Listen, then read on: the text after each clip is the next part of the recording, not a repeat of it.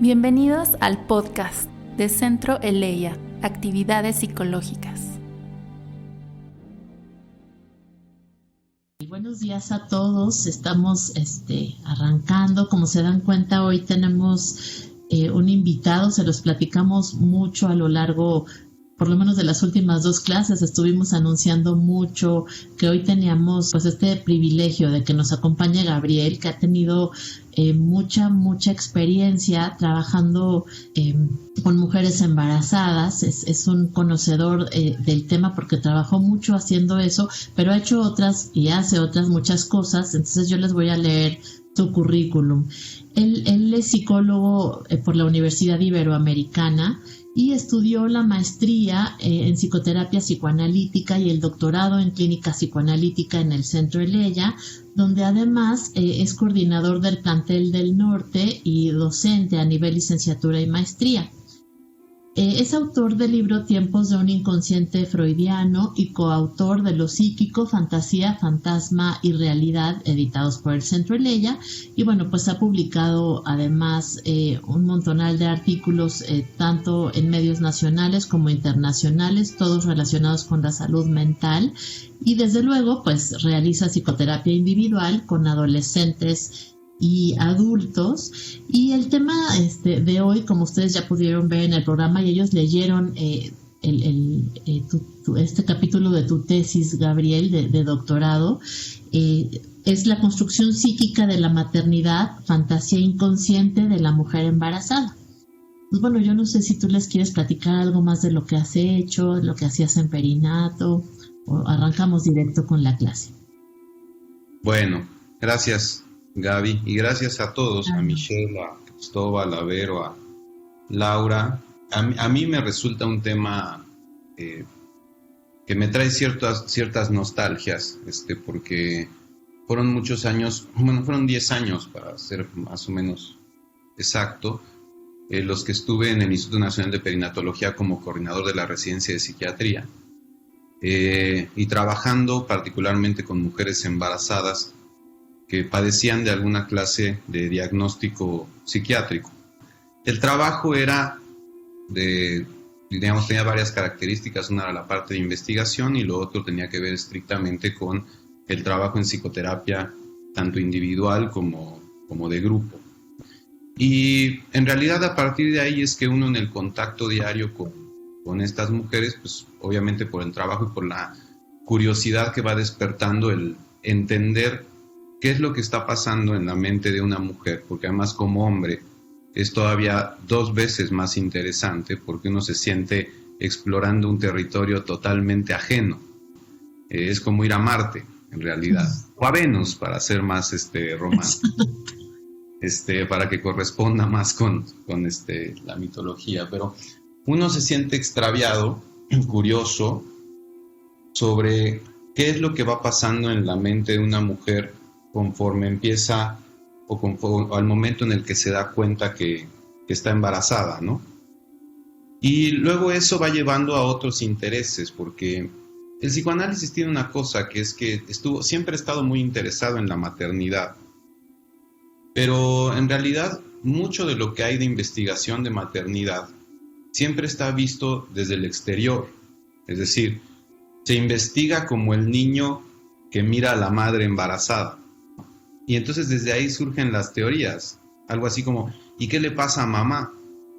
Pero no es mamá hablando, que sería mucho más interesante, o que sería una óptica que a mí particularmente me despertaba mucho interés, porque yo tenía la teoría, como las que planteaba Freud, digamos, de ser el que está desde afuera, con curiosidad intensa respecto de qué es lo que pasa en ese lugar, qué pasa en esa mente.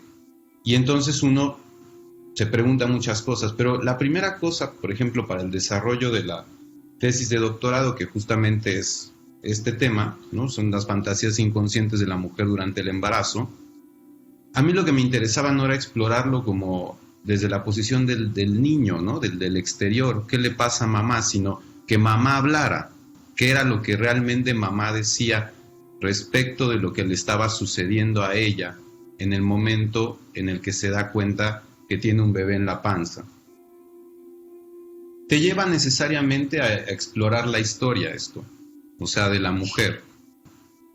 Y uno se da cuenta que en realidad el embarazo es simplemente tal vez no es la mejor palabra, pero es en realidad algo en donde se materializa una gran cantidad de fantasías que son preexistentes. Freud, por ejemplo, desarrolló el tema particularmente a partir de cómo es que era el desarrollo psicosexual del niño y de la niña. Y entonces empezó a generar una gran cantidad de teorías infantiles o teorías que corresponden a la sexualidad infantil, que son fantasías. Es importante, creo, aclarar que cuando uno habla de fantasías desde esta perspectiva, no me refiero a imaginación, no estoy hablando de cómo uno tiene una cierta idea consciente o imagina algo conscientemente. La fantasía en psicoanálisis, y voy a tomar un concepto de Susan Isaacs, pero la fantasía en psicoanálisis en realidad es un elemento mucho más complejo que es estructurante de la mente de los seres humanos. La fantasía se compone, por ejemplo, de un objeto, de un tipo de afecto o ansiedad. Ansiedad es una manera genérica de denominar a los afectos.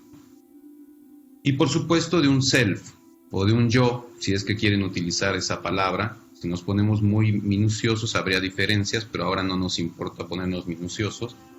Se compone de esos tres elementos y es algo así como la materia prima de la mente. Entonces, cuando nosotros estamos hablando en esta oportunidad o el día de hoy de fantasías que construyen el psiquismo, nos referimos a ese tipo de fantasías. Y en realidad terminan siendo la manera en la que uno interpreta la realidad. Son los lentes con los que uno mira hacia el exterior y también se mira hacia adentro. Si uno tiene una fantasía destructiva, uno normalmente va a estar ansioso porque va a tener miedo de ser atacado, puesto que uno ya está atacando a otro, aunque lo haga solamente emocionalmente. Es decir, si tengo un poco de envidia, tengo un poco de celos, porque de pronto alguno de ustedes está en un lugar muy lindo que yo veo desde la ventana de mi computadora, y se ve atrás la alberca, se ve atrás los pinos, y yo tengo unos celos espantosos porque estoy en un departamento, ¿no? Encerrado desde hace meses, por ejemplo, que afortunadamente no es el caso, pero si fuera así, yo empiezo a ponerme celoso. Y entonces eso ya implica una fantasía, que es ¿qué quisiera yo hacer con respecto a lo que estoy observando? Tal vez quitárselos, tal vez simplemente que no hubiera nadie que tenga eso que yo no tengo. Y eso me va a hacer relacionarme con ese objeto, el objeto de mis celos o el objeto de mi odio, de una cierta manera. Y me va a hacer interpretar la realidad. Por ejemplo, me voy a sentir poca cosa y muy enojado, por ahí me arruino el día, porque siento que hay alguien que está en mejores condiciones que las mías. Esa sensación me puede producir toda clase de emociones, y en realidad no es el objeto exterior el que lo está detonando. Soy yo y la manera en la que interpreto mi relación con ese objeto. Entonces, digamos, la realidad se llena de significado de dentro hacia afuera y no de afuera hacia adentro. No es el contexto lo que da sentido a la realidad, sino es el mundo interno lo que da sentido a lo que uno observa. Si ustedes, ¿por qué empiezo a hablar de esto? Porque me parece que si no entendemos en ese nivel la idea de fantasía, se podría pensar que estamos hablando en realidad de imaginación. Y no, estamos hablando de cómo una persona interpreta lo que es esa persona y lo que la rodea. Es cómo una persona se relaciona consigo mismo y con el mundo. Por ejemplo, los niños, ustedes saben que en determinadas edades, 5, 6 años, son susceptibles de tener fobias, temores, y entonces le temen a la oscuridad. Todavía muchos le temen a la oscuridad, Si de pronto les dicen ahora, ¿por qué no bajas a la cocina? No falta el que dice, no, baja tú. Porque todavía les da un poco de temor. Si ustedes están en una habitación y apagan la luz, ¿qué diferencia hay entre la luz prendida y apagada si están en la misma habitación? La diferencia es que quedan expuestos a su interior. Al perder los sentidos, en realidad quedan expuestos a su mundo interno, que terminan poniendo en el mundo externo.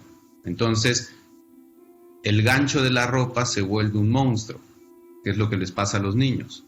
Una sombra pasa como para los que son psicólogos, como con cualquier prueba proyectiva, ¿no?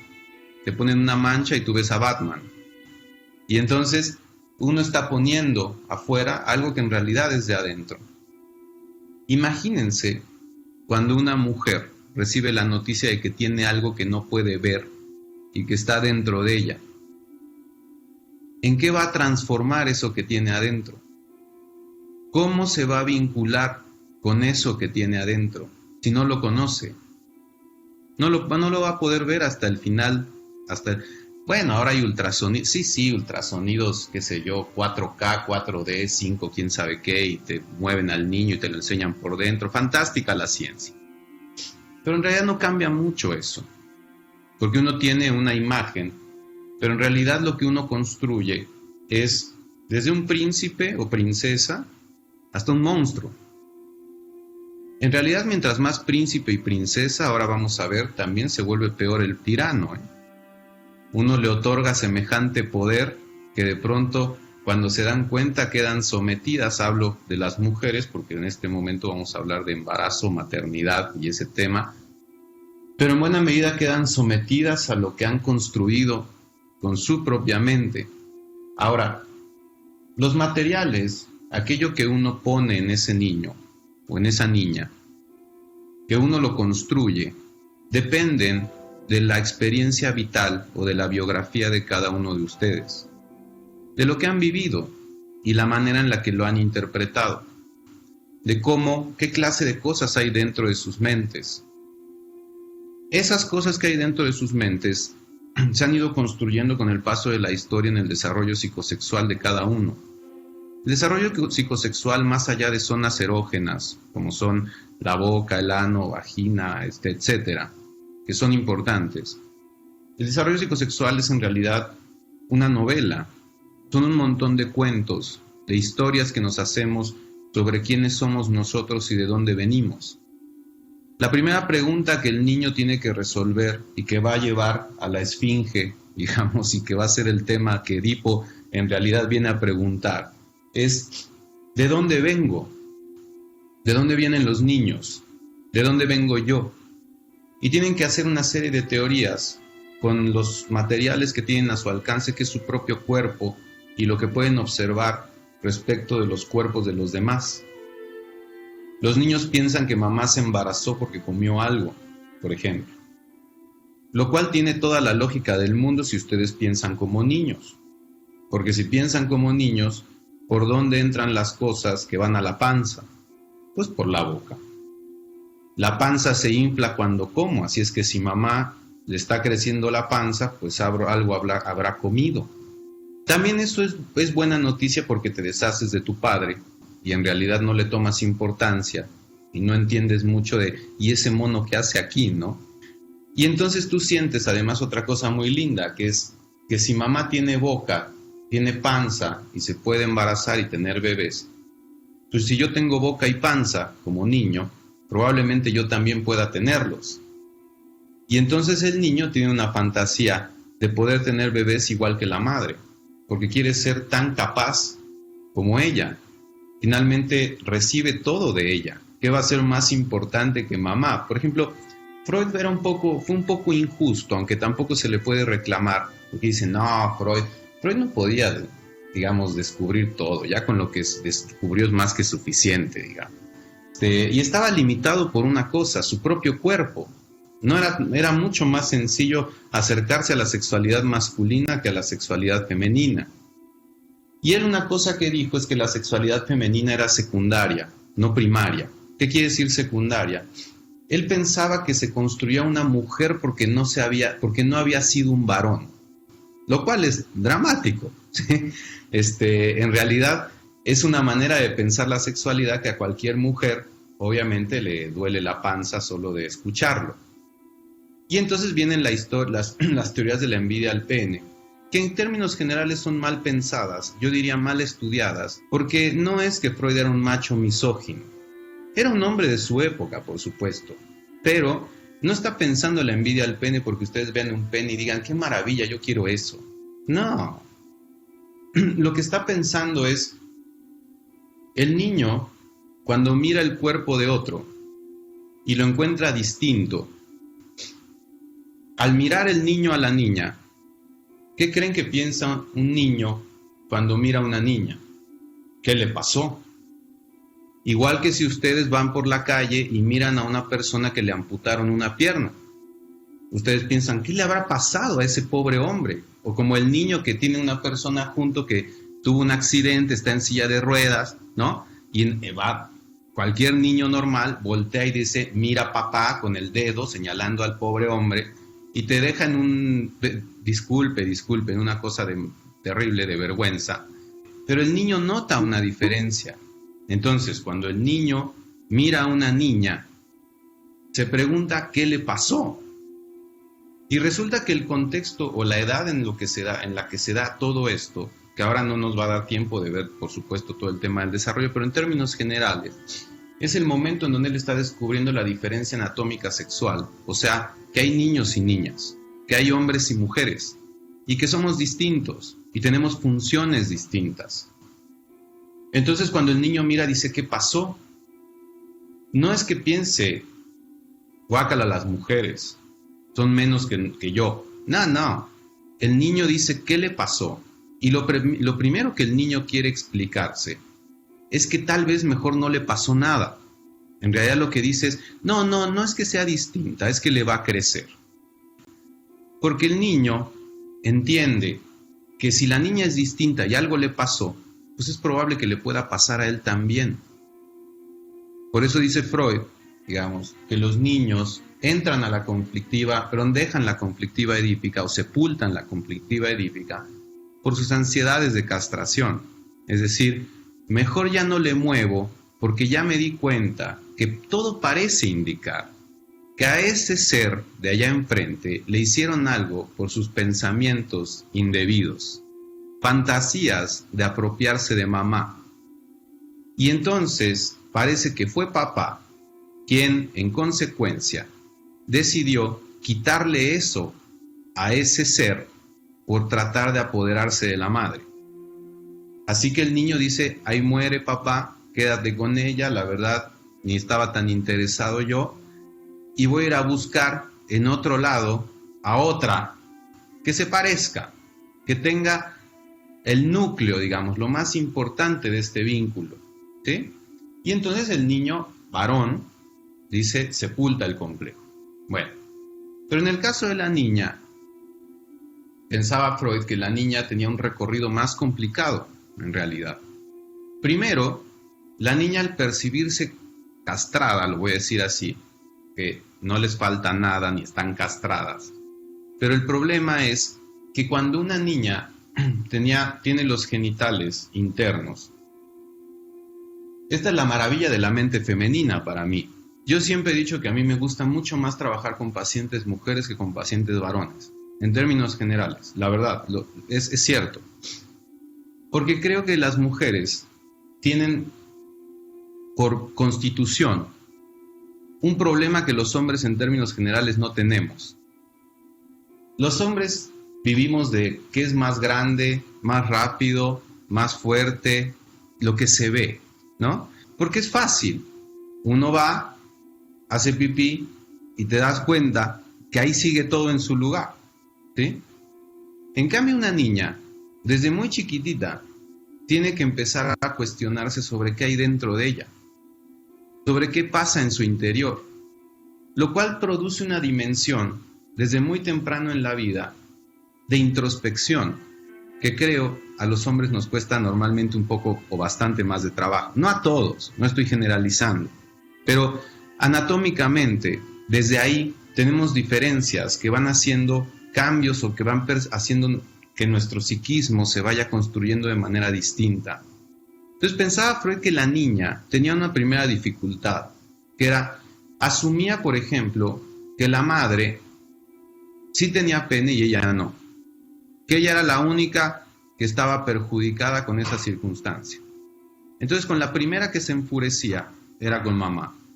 De amarla y ser su todo, la niña de pronto descubre que la madre la ha traicionado. Dice Freud que esta etapa es fundamental, una etapa preedípica basada en la relación niña-madre, diádica, donde la niña tiene un enorme amor por la madre, igual que el niño, pero de pronto se encuentra totalmente desilusionada, porque piensa que ha sido mamá quien en realidad no le ha dado ella lo que el resto sí, y que ella también lo tiene además. Entonces, ante esa percepción, se enfurece la niña. Así que cambia de objeto, ya no ama a la madre, ahora quiere amar al padre. Y viene el romance, ¿no? Cualquiera que ha tenido, yo no tengo niñas, hijas, porque esa etapa donde pasa la niña a amar al padre con perdición. Y entonces, ¿por qué lo hace la niña? Porque en realidad lo que quiere la niña es recuperar aquello o tratar de tener eso que mamá no le dio y piensa que papá se lo va a dar. Pero resulta que entonces papá tampoco se lo va a dar, porque eso se llama incesto, ¿no? Y entonces termina nuevamente desilusionada, ahora con papá, porque no le ha dado lo que ella pensó que le tenían que dar. A partir de eso, la niña queda en espera, pensaba Freud. ¿Para qué? Para hacer un cambio en términos de lo que no recibió y ahora poder recibir algo a cambio. Entonces la niña va a recibir un bebé en lugar de un pene, pensaba Freud. Por eso la feminidad terminaba siendo secundaria. La mujer se construía una vez que no había sido un varón y el bebé resultaba ser un sustituto de un pene, y eso se llama ecuación simbólica pene-bebé. Lo cual, en realidad, insisto, ver la maternidad así es triste y no es justo, porque el bebé no es, digamos, algo que se da porque no se tuvo un pene. Pero es 1900, no sean malas. El hombre dijo en 1931 en su exposición sobre la feminidad, dijo, yo hasta aquí entendí, te dejo a las analistas mujeres que sigan en el camino, cosa que hicieron bastante bien, y entonces cambiaron. Y empezaron a desarrollar nuevas ideas, particularmente Helen Dodge, Melanie Klein, y algunas otras que en realidad ya contradecían a Freud, pero no se animaban a hacerlo tan directamente como Anne-Marie Bonaparte, por ejemplo, que tenía ideas sobre la idea de la envidia al pene y todo esto. No pensaban exactamente igual, pero fueron realmente Helen Dodge, Melanie Klein, ¿no? Frank Horney, quienes fueron abriendo el camino para darle la vuelta a la maternidad, no como una situación secundaria, sino como un elemento primario que haría entender que el cuerpo de la niña tiene una representación simbólica, tiene una fantasía propia al respecto de la niña desde el primer momento de su vida. Y entonces, por ejemplo, Melanie Klein dijo, para que todas se sientan aliviadas, Melanie Klein dijo, la envidia al pene solo es secundaria de la envidia al pecho. Lo cual, en realidad es cierto, porque el niño primero tiene un vínculo con la madre y luego aparece el padre. Los padres somos importantes, por supuesto, pero en una primera instancia, nuestra función primordial es el cuidado de esa diada y aguantarnos los celos y la exclusión. Los hombres hacemos, yo siempre lo digo, mira, hacemos estupideces marca diablo en cuanto una mujer está embarazada porque no nos aguantamos los celos, no nos aguantamos la rivalidad. No falta, alguien se va a reír en esto, no quiero ver quién, pero alguien se va a reír. No falta, estoy embarazada, para que a los 2 semanas o un mes resulta que al nuevo papá o el papá en proyecto se le ocurre venir con un cachorrito, por ejemplo. Un pésimo momento para traer un perro, cuando va a haber bebé y cachorro. No, pero es que si tú vas a tener un bebé, yo no me aguanto, y entonces me traigo yo el mío, y entonces me hago yo el propio, porque en realidad lo que no aguanto es la sensación tan espantosa de exclusión que implica ver a una mujer embarazada y la envidia y las emociones tan violentas, esa es la palabra, violentas, que desata. El embarazo desata violencia en el exterior.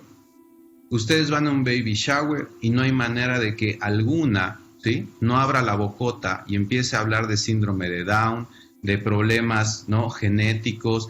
¿Por qué hablan de eso en un baby shower? Por envidia. Es como la novia. No hay novia guapa, ¿no? Siempre algún defecto le encuentran. Porque, bellísima ella, pero bueno, se sobreprodujo. No te puedes quedar con está muy bonita y punto.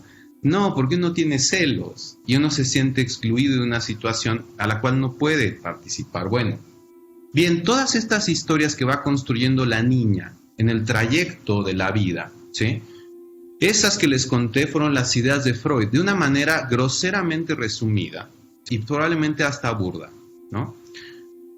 Pero también, luego, las analistas mujeres como Melanie Klein encontraron que había que tomar en cuenta no solamente aquello relacionado con las diferencias anatómicas sexuales y las fantasías edípicas. Edípicas me refiero los celos, la rivalidad, quién se queda con papá, con mamá, cómo me siento excluido de una circunstancia, etc.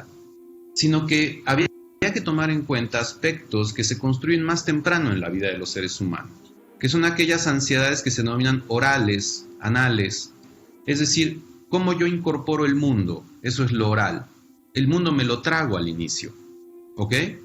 Y el mundo lo escupo también, es decir, me quedo con lo bueno, todo lo mío es tuyo, ¿no? Dice alguien por ahí.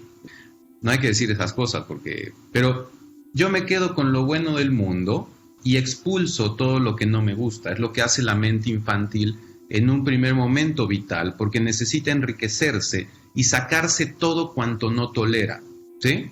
Y lo hace mediante mecanismos inconscientes, como la introyección, la proyección, la escisión, la negación, que son una serie de mecanismos que se denominan omnipotentes, porque no son de medias tintas. Son algo que nosotros hacemos y buscamos con eso expulsarlo y deshacernos del conflicto plenamente. Que no nos duela, que no se sienta, y me deshago de él.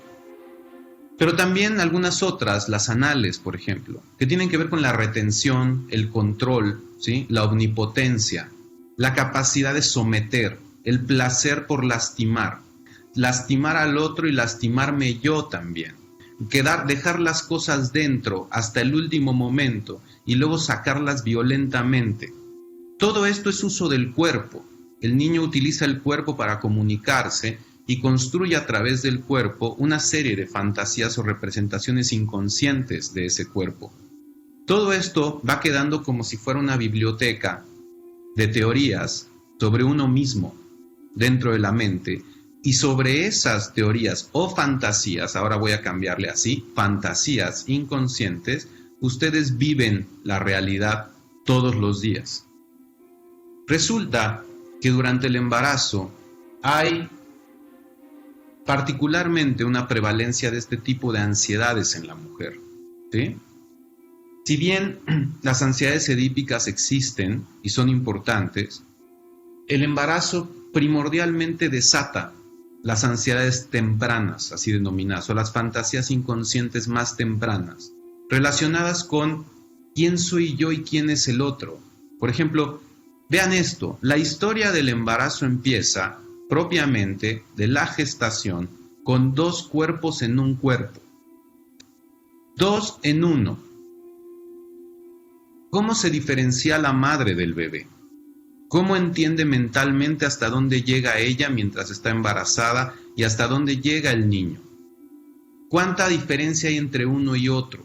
¿Cuánto puede quedar expuesta a sentirse, por ejemplo, devorada por un niño que tiene adentro? Si ella piensa, por ejemplo, que este niño es muy demandante, ¿qué quiere decir devorada? Para que no se piense que es una locura, porque la primera vez que alguien lee a Melanie Klein, como me decía una alumna, ahora colega de la maestría, que me decía, esa mujer está loca, ¿no? ¿Por qué dice eso? pero el niño no se quiere comer, ¿no? Y en realidad los niños sí. Por ejemplo, yo tengo un hijo ya no tan chiquito, pero cuando estaba chiquito, cuento esta historia porque fue la esposa de un conocido a la casa, que es de esta gente que está en la Liga de la Leche. Pero el asunto es que la mujer tenía 3 niños. El más chiquito en ese entonces, 4 años. Y le daba pecho, ¿no? Yo no tengo nada en contra de que le den pecho a los hijos hasta que quieran. Mira, tienen 40 y le siguen dando pecho, ¿sí? Porque por eso son unos inútiles, terribles.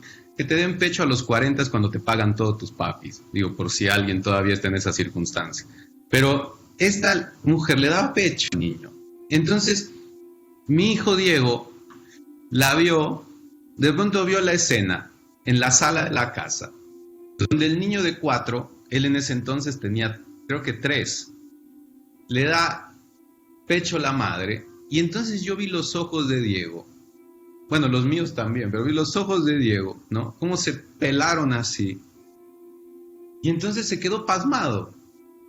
Después de un rato, vino y me dijo, papá, ¿por qué ese niño se está comiendo a su mamá? Exacto.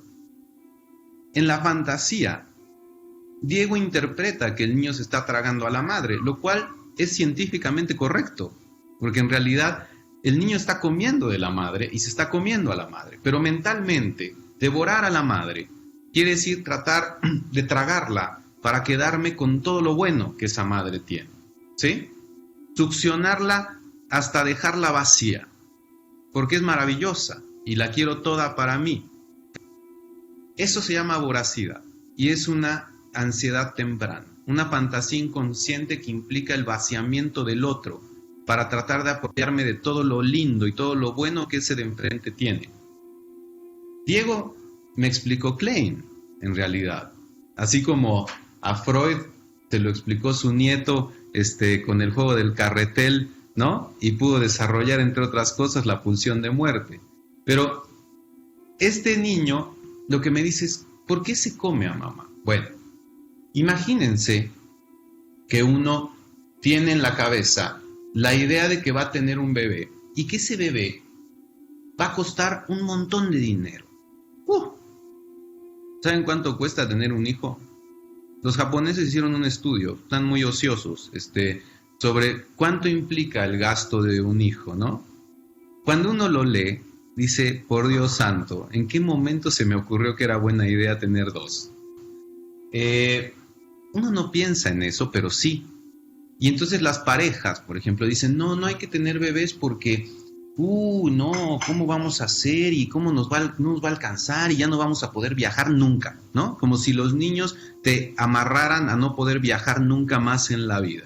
Y entonces no vamos a poder viajar, y entonces no vamos a poder, y no vamos a poder, y van a oír el no vamos a poder, no vamos a poder, no vamos a poder. Y lo que tienen es que están aterrados.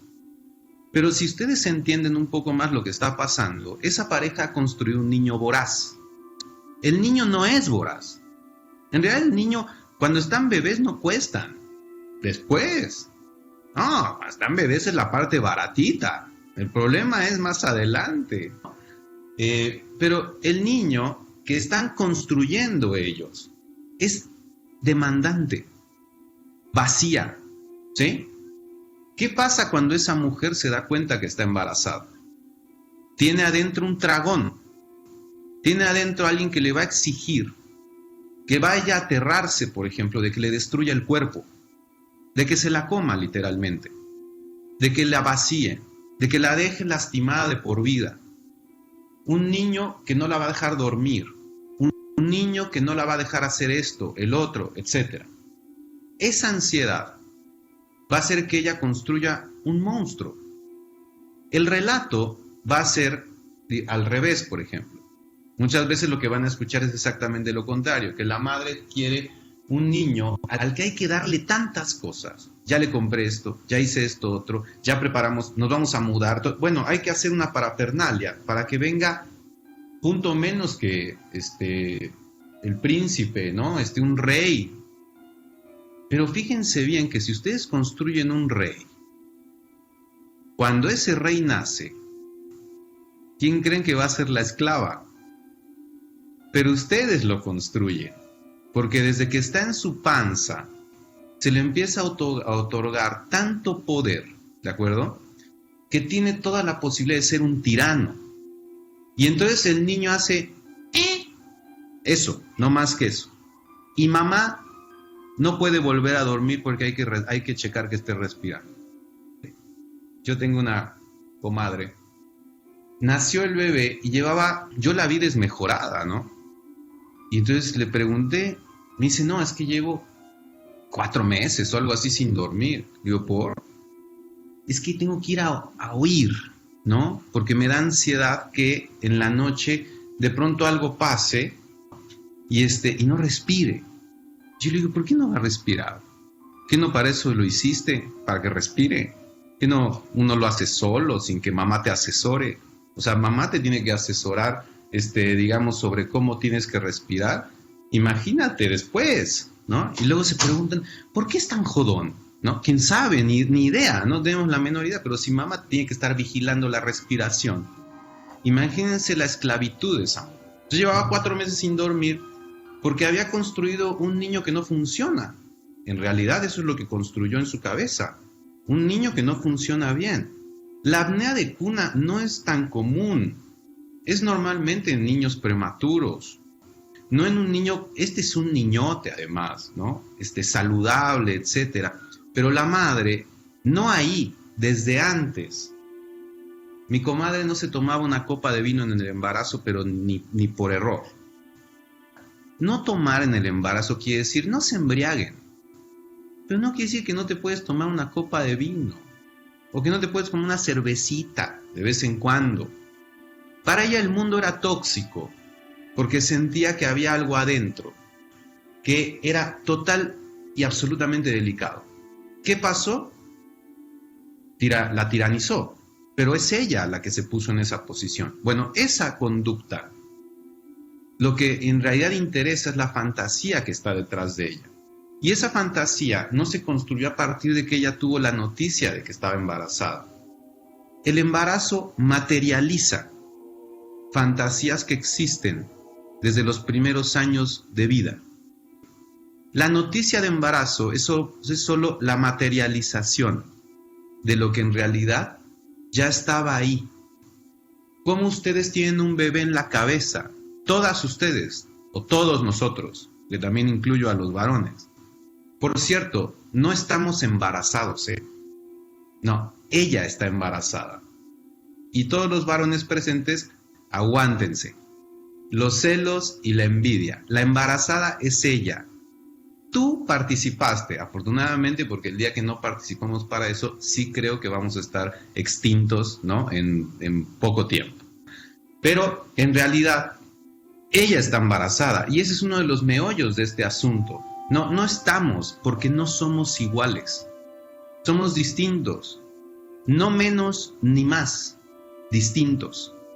Y cada uno, la madre tiene funciones que el padre no puede hacer, sobre todo al inicio. Eso no quiere decir que el padre no participe, el padre tiene que participar mucho y trabajar para la madre, en realidad, ¿sí? Para poder sostener y colaborar a sostener esa diada. Pero al inicio, el padre es entendido por el niño solo a través de la madre, y en realidad los ve como una misma cosa revuelta. No es que papá no importe, pero cada uno tiene su lugar en esta historia. Y la embarazada es ella, no uno. Entra a nuestro sitio web www.centroeleya.edu.mx o visita nuestras redes sociales para conocer más de Centro Eleya.